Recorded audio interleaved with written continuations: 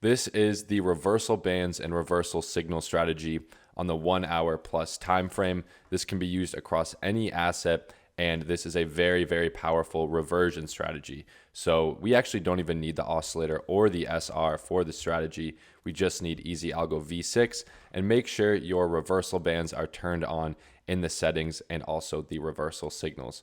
You can set the band length to 20 or 30.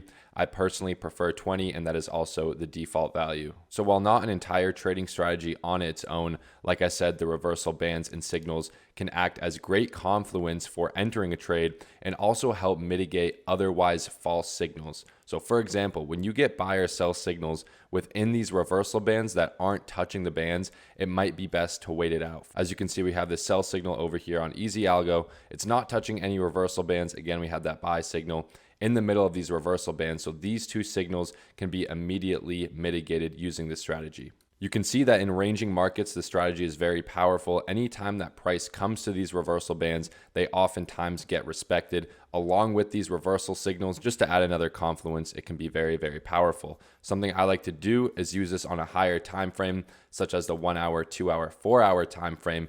And then as price is approaching these reversal bands, I'll go down to a lower time frame to get that good entry. In a trending market, meaning when price is in a clear uptrend or downtrend, it's best not to use this strategy, as price can oftentimes linger around in these reversal bands during a strong upwards movement or downwards movement. This is one of the most underrated settings in EzAlgo, and honestly one of my favorites, so definitely be sure to give this one a try.